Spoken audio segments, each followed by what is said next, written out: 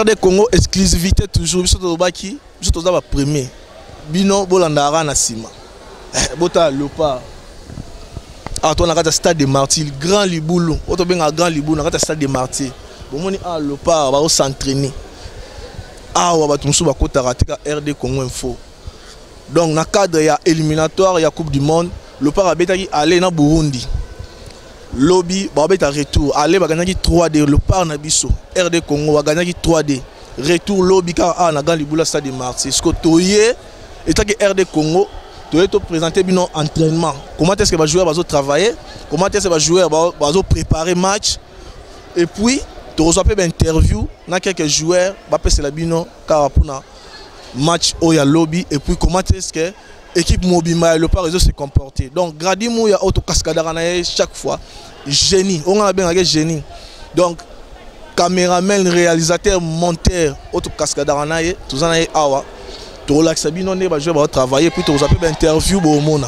Quand tu es là, tu grand libuli en haut. Ça bien ça des martyrs, va réflexionner. Tu moni, tu relaxes bien, n'engage stade des martyrs commis. Bino ba o peut-être bozara susu bokoma bozali banda mboka bo mona grand libuli nezala kala. C'est ya ba vita imana banini, n'engage zalara bo mona. Donc, dans les big mamé Miline Zemba. 13e apporte. Tant on a déjà les sous Stade des Martyrs, ça le suit bien, moi nostalgie, voilà.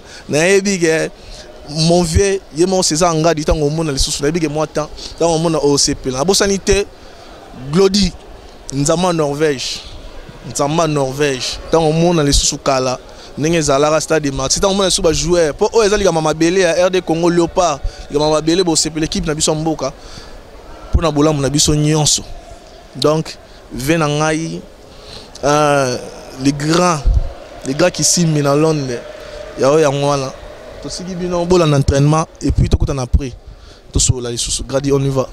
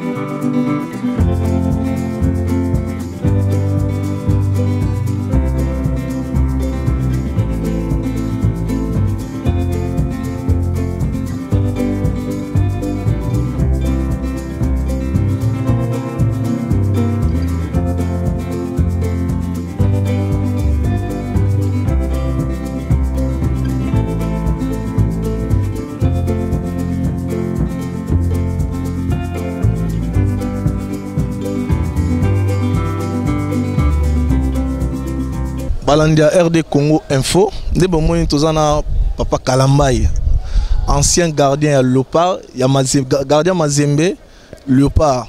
Donc Lelo Azapé président, il y a un ancien joueur à Léopard, donc il est aussi troisième mondialiste. Donc il mondial de Monier et puis il encadre. Bonjour d'abord. Bonjour. Je ne sais pas dans la présentation ce qui n'a zangi si moi ni ça peut pas comprendre. L'essentiel a été dit. Lobby makambo ya motuya nandenge ya ba présentation et que nous sommes des moralistes à l'équipe. On essaie de donner certaines informations, certaines conduites aux jeunes gens, babilo kandenge wana. Conseil, sécurité, tout ça. Aux troisième mondialiste, au mondial, ils ont déjà préparation pour la qualification il y a mondial. Tout bêta qui match aller, c'était 3D. Et puis lobby, tout ça bêta retour. Et l'on ignore loba. D'abord pour l'équipe na minute. Non, pour l'équipe, ça veut dire qu'il faudrait que to kangamokaba penja plus que ndenge to bêta qui kuna. Tobeta mieux que kuna na to rapport adversaire ceux qui obeti na ye match à liboso ezalaka difficile neti o yami balete ceux qui ont gagné yeba que match ko beta mususu et kozala makasi donc adversaire akoya na ndenge na ye nyonso et biso il faut to déployer na biso makasi na biso nyonso il faut nécessairement to gagner match ça sera beaucoup mieux et pour les joueurs et pour tout le monde et pour le peuple congolais. En tant qu'ancien au bêta mondial, est-ce que Papa Kalambay, tu crois à cette équipe? Donc tu seras maintenant qualifié pour la Coupe du Monde. Pour ce qui concerne cette équipe, il n'y a pas à redire. C'est la génération Oyo et qui remonté. Donc, ça image, il y a Kitoko pour Namboka Nabiso. Ce sont des jeunes gens, tous ceux qui vivent dans Bango, qui sont sociaux, et ce sont des jeunes gens qui se complètent et qui se comprennent. Hein, donc, sentiment moko ya Kitoko eza korenye nakati ya groupe Oyo. Et tous ceux qui croient na yango penza et que ça malamu plus que année mosusu euti koleka. Je comprends les conditions. Et bien que Herman ba mambreza révélé, on na condition ba équipe tam so ba joueur bazo foot amateur, on ni ba biloko na nyonso. Cette fois-ci ezalité ba makambo nyonso. D'abord esprit pour na koloba makambo ya mbongo ya boye tout ça. D'abord l'esprit patriotique ezali et puis ce sont des jeunes gens qui s'accompagnent, qui s'accommodent na baninga na bango oyo baza kokuta awa leur mususu baela ka bango ba botine tout ça. Donc ça veut dire esprit oyo ndezo ko sala que ba matisaka niveau lelo oyo naza koloba na équipe oyo eza na niveau moko ya malamu ya okiko défendre mboka na biso et même toute l'Afrique s'il le faut. Et mon peuple congolais nyonso ozolanda na minute. Non, peuple congolais azala kaka na confiance na équipe na ye. Aya pona koloba il faut tolonga. Oyo ayebi ko sambela nzambe, asambeli nzambe. Oyo ayebi ko beta maboko, abeti maboko. Oyo ayebi ko crier, a crier pour tolonga dimanche. Na tozo qualification propre. Ya kitoko. Merci beaucoup Papa Kalambay. Merci. Chasser le naturel, il revient au galop. On a vu. Patricia Lambo. Kéline, Renaissance, Mazégo. Allez, comptez mon gars.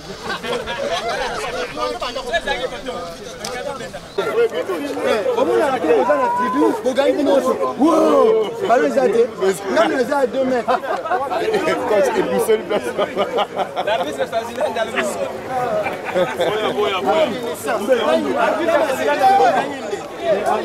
Vaccine MK.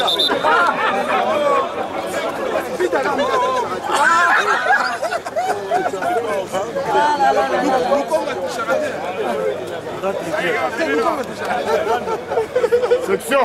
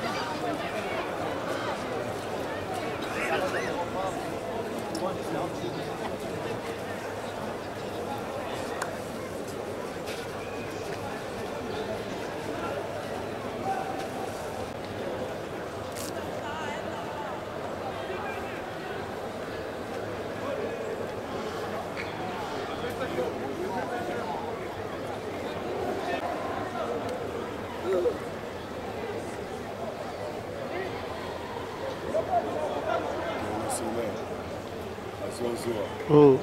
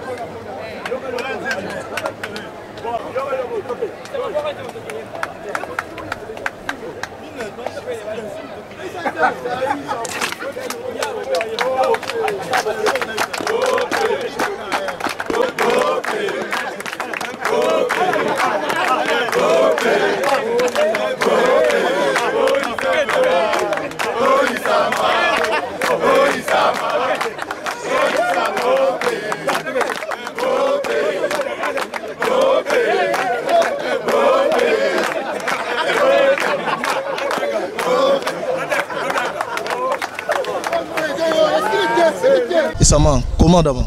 Ouais, très bien, toi, très bien. Match à la qualification, même si les Congolais sont pas là, pour les RD Congo info, net partout, peuple congolais sont pas là. On a tiré Bango. Non, on a tiré Bango, Baya et Belé, non, nous, hein? Baya soutenir l'équipe na Bango. Mboka la biso c'est là pour la Belé Komoko. Baya Belé, ça a ouverture à stade na biso to zong so beta. Et ça la bien sûr to gagner to sur qualification. On a prometté Bango que Baya Belé va pousser biso pour la qualification. Rien que la qualification qui intéressé biso pour le moment. Belé, est-ce que non. C'est quoi biso tout va très bien, moral est là très bien. Nous sera très bien, tout ça prêt pour le match à lobby. Pour le moment, merci. Ok, merci. Bonjour. Peuple congolais non so azota la yo na minute o assuré bango nini. Pour les RD Congo info partout na net azota la yo o assuré bango nini. Non, on est très content, Maintenant, on se concentre pour demain. On a l'ambition de confirmer. On veut offrir au peuple là une victoire demain pour la qualification. En tout cas, merci beaucoup. Merci. Ouais.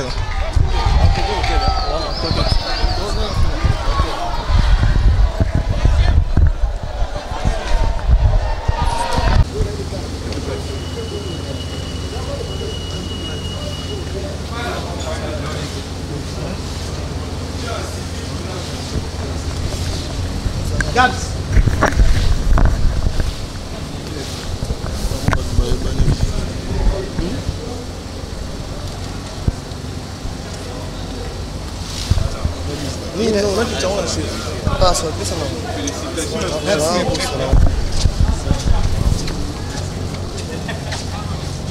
Nebomoni tozana Chancel Memba oza RD Congo info au net partout bazomona oko yebisa peuple congolais nini o azola na minute pour la qualification de la Coupe du Monde. Oui, non, c'est tous les peuples congolais qui soutenir à 100%. Pour mouiller notre maillot, pour se passer à décider de se passer dimanche lobby. Est-ce que les conditions sont bien pour jouer? Tout le monde a aimé, les conditions, ça va? Oui, c'est important d'abord, de défendre d'abord le drapeau Mboka. Les conditions, il faut d'abord te défendre d'abord le drapeau Mboka et tout ça a plaisir dans les gens Congolais tout dans le monde entier. Merci Chancel Mbeba, tout ce pays là. Nous avons minutes pour notre interview pour notre match. Merci pour notre binotara presse. Vous avez une salutation à Moutouba qui fait mbote pe na musique belé na biki ba kozanga te. Na pesi mbote kana mwana nga ona linga trop bébé Eden. Merci. Bana RD Congo a bomoni tozana Cédric Bakam. Cédric Bakam ya beta na Villarreal, ala congolais na biso awa. Do ye paye a beta pe match à lobby. Match aller aussi c'était là. Match aller, j'ai joué contre Burundi là-bas, conditions de jeu très difficiles, mais ça s'est bien passé, on a gagné 3-2. J'ai fait la passe décisive à Yannick Bolassi. Donc voilà, maintenant demain on va terminer le travail ici au Martyr. Cédric Bakambu, c'est le peuple congolais pour la qualification. Faut nous soutenir, merci pour le soutien déjà, parce que même quand on est parti jouer là-bas au Burundi, il y avait beaucoup de Congolais qui étaient présents. Et donc voilà, demain il va falloir terminer le travail, j'espère que ça sera une grande fête. Vous savez, ça fait vraiment un temps qu'on n'a pas joué la Coupe du Monde. Ça fait vraiment un temps. Cédric Bakambu, tu dis vraiment quoi pour la Coupe du Monde? Moi je dis étape par étape, voilà, faut pas brûler les étapes. Là c'est le premier match face au Burundi pour accéder à la phase de poule, mais c'est l'objectif final. Mais il ne faut pas aller trop vite, étape par étape et on verra. Ça va bien se passer. Et maintenant les conditions, ça va? Ouais, maintenant ça va, les conditions, il n'y a pas de problème. Tous les problèmes sont réglés, tout se passe bien, tout le monde est content, on a le sourire ici. Donc voilà, c'est bien d'être bien dans la tête avant de commencer les matchs. Là tout est réglé, tout est ok. Donc demain, on va gagner face au Burundi. Cédric Makamouti, congolais. Est-ce que tu peux dire un mot au peuple congolais en lingala? Même mot en lingala pour le peuple congolais. Non, je ne suis pas encore prêt à parler en lingala, mais ça va venir, ça va venir. Même mbote. Ah, mais je ne suis pas prêt, je sais. J'ai pas envie de parler en lingala si je ne suis pas prêt. Merci beaucoup. En tout cas, merci à vous, c'est gentil. Salutations peut-être, Siana. Non, ça va aller, c'est bon, merci. Merci beaucoup. Bah, on a RD Congo Info, je l'ai toujours dit. RD Congo Info, très fort dans l'exclusivité. Bino mo moni. Biso toza un pan avant. Donc biso toza déjà lobby, bino bo lelo. Donc biso toza la rappel bino bolandika na sima. Mamba boye lengia bozara na RD Congo Info après ce muso zongote. Bomoni ba joueur, bomoni entraînement. Bomoni ba joueur comment est-ce que va préparer match. Allez, tu gagner 3D. Donc lobby des gens assis, tu gagner na biso les sous. Qualification ça RD Congo. Donc RDC Tokinde. RDC Tokinde, Coupe du monde. Donc mon moment année à Kalakalan Toké Coupe du monde, toi si bana Congo Union, ce peuple congolais sur la nation partout, Europe, Amérique, Afrique, partout. Donc Tokinde. Vous allez c'est RD Congo il faut très fort. Pour l'accès bien au monde va jouer, vous avez interview quelques joueurs au bazala qui va expliquer bien nos conditions, mon union sur ça, OK sans problème. Pour tout cas bon na bino bino bebika ndeza la bon idéologique ndeza la ka. Après si mbote mingi na Fezara Diabo la daronne de Manuela et Ryan. Azaka mon Fezara Diabo motema ya Vicky Ndo Lumampuya depuis Belgique Vicky Ndo Lumampuya na c'est la rando ebisa nga zila na bossa était Rita Zangu la japonaise Rita Zangu la japonaise. Après si mbote mingi la mère wa biso maman Emeline Nzemba motema tous pepela mbetolo 13e apporte yo ya mwana la bossa était José Pofa qui signe premier dans Londres venanga yo yebi la bossa était Grady Glody la bossa était Glody nzama Norvège biso na Grady mo ya to zela Glody nzama Norvège to zela belé mas mbote belé na masalanga Joseph Makinda Wadi depuis Lyon. Et puis petit dans Christophe Katende depuis Gabon. La bosanité, la beauté, la couleur et la lumière. Maria Kaouka, petite sœur propre, triple option. La bosanité petit dans Carmel Odia, Odiaskin, Pesa Bilengi. La bosanité Masalanga Tony Moudianga depuis Bixel Yawe Yangoana, au émission Nabino. Bolandara, nga aime les serviteurs Nabino, nazara au service, non c'est la bino Ramsala. Antonio Kauka, les diamants de la presse congolaise, Mobala Zangambanda, Ozoe Wapi. Ati bino na yebi etokutani sumba la sima.